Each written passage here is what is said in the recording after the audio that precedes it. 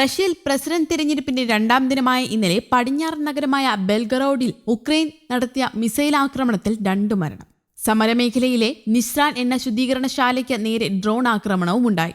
വെള്ളിയാഴ്ച ഉക്രൈനിലെ ഒഡേസയിൽ റഷ്യ നടത്തിയ മിസൈൽ ആക്രമണത്തിൽ 20 പേർ കൊല്ലപ്പെട്ടിരുന്നു. 3 ദിവസം നീണ്ട റഷ്യൻ പ്രസിഡന്റ് വോട്ടെടുപ്പ് ഇന്ന് അവസാനിക്കുകയാണ്.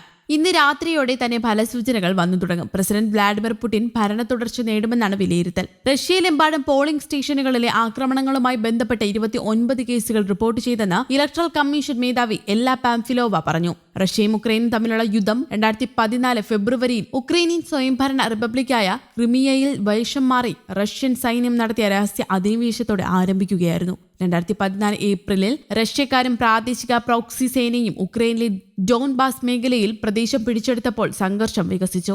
അടുത്ത 7 വർഷത്തിനുള്ളിൽ കിഴക്കൻ ഉക്രൈനിലെ പോരാട്ടത്തിൽ 14,000-ലധികം ആളുകൾ കൊല്ലപ്പെടും. 2022 ഫെബ്രുവരി 24 റഷ്യ ഉക്രൈനിൽ പൂർണ്ണ തോതിലുള്ള അധിനിവേശം ആരംഭിച്ചു. യുദ്ധത്തിന്റെ ആദ്യ ദിവസങ്ങളിൽ റഷ്യൻ സൈന്യം കാര്യമായ നേട്ടങ്ങൾ കൈവരിച്ചെങ്കിലും ഉക്രൈനിയൻ പ്രതിരോധക്കാർ കൈവിനെയും മറ്റ് പ്രധാന നഗരങ്ങളെയും പിടിച്ചെടുക്കാനുള്ള ശ്രമങ്ങൾ നിരസിക്കുകയും താമസിയാതെ റഷ്യൻ സ്ഥാനങ്ങളിൽ പ്രത്യാക്രമണം നടത്തുകയും ചെയ്തു. യാനുകോവിച്ച് സർക്കാരിന്റെ അട്ടിമറിയും ക്രിമിയയുടെ അധിനിവേശവും 2013 നവംബർ മുതൽ 2014 ഫെബ്രുവരി അവസാനം വരെ പ്രതിഷേധക്കാർ കവിയിലെ മൈദാൻ നെസലേഷ്നോവിൽ ഒത്തുകൂടി. യൂറോ മൈദാൻ എന്നറിയപ്പെട്ട പ്രകടനങ്ങളുടെ ഒരു പരമ്പര. ആ പ്രതിഷേധങ്ങളിൽ നിരവധി വ്യത്യസ്ത ഘട്ടങ്ങൾ ഉൾപ്പെടുന്നു. അത് പ്രസിനെ നീക്കം ചെയ്യുന്നതിൽ കലാശിച്ചു.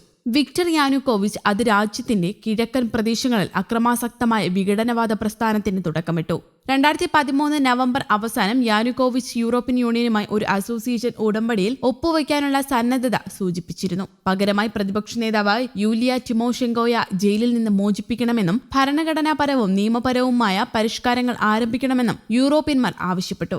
റഷ്യൻ പ്രസിഡന്റുമായുള്ള സന്ദർശനത്തിന് ശേഷം മോസ്കോയിലെ വ്ളാഡിമിർ പുടിൻ യാനുകോവിച്ച് കരാറിൽ ഒപ്പിടേണ്ടതില്ലെന്ന് തീരുമാനിച്ചു. 2015 ജനുവരി 1 നിലവിൽ വരുമ്പോൾ കസാക്കിസ്ഥാനും ബെലാറസും അംഗങ്ങളായി ഉൾപ്പെടുന്ന റഷ്യൻ നേതൃത്വത്തിലുള്ള യൂറോപ്യൻ യൂണിയൻ അനലോഗ് ആയ യുറേഷ്യൻ ഇക്കോണമിക് യൂണിയനിൽ ഉക്രൈൻ സ്വയം പ്രതിജ്ഞാബദ്ധമാകുമെന്നും തോന്നുന്നു.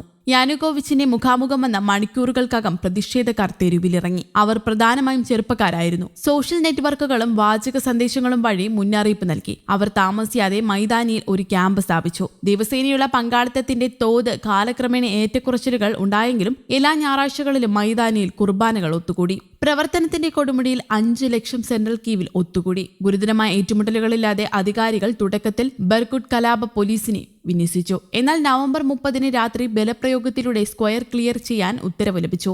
ആത്യന്തികമായി ഫലപ്രദമല്ലാത്ത ശ്രമത്തിൽ ഡസൻ കണക്കിന് ആളുകൾക്ക് പരിക്കേറ്റു. ആക്രമണത്തിൽ പ്രതിഷേധം വീണ്ടും സജീവമായി. ഡിസംബർ 16 പുടിൻ ഉക്രൈന് $15 ബില്യൺ വായ്പ നൽകുകയും രാജ്യത്തിന്റെ സാമ്പത്തിക സ്ഥിതിയിലെ കുറവ് നികത്താൻ ഗ്യാസ് വില കുറയ്ക്കുകയും ചെയ്തിരുന്നു. 2014 ജനുവരി 16 പാർലമെന്റ് ക്രൂരമായ പ്രതിഷേധവിരുദ്ധ നിയമങ്ങൾ നടപ്പാക്കി. അത് പരിമിതമായ സംസാര സ്വാതന്ത്ര്യവും യോഗ സ്വാതന്ത്ര്യവും ഗവൺമെന്റേതര സംഘടനകളെ നിരോധിക്കുകയും യാനുകോവിച്ചിന് കീഴിൽ ഒരു വെർച്വൽ സ്വേച്ഛാധിപത്യം സ്ഥാപിക്കുകയും ചെയ്തു. 12 ദിവസത്തിനു ശേഷം അവ റദ്ദാക്കിയെങ്കിലും നടപടികൾ പ്രതിഷേധക്കാരെ ഉരുക്കി. തന്റെ ഭരണം നിലനിർത്താനുള്ള ശ്രമത്തിൽ യാനുകോവിച്ച് പ്രധാനമന്ത്രി മിക്കാള അസറോവിനെ നീക്കം ചെയ്യുകയും പ്രതിപക്ഷ നേതാക്കളെ ആർസെനി യാറ്റ്സെന്യൂക്കും വിറ്റാലി ക്ലിറ്റ്ഷോയ്ക്കും സർക്കാർ പദവികൾ വാഗ്ദാനം ചെയ്യുകയും ചെയ്തു. News desk Kerala Kaumudi.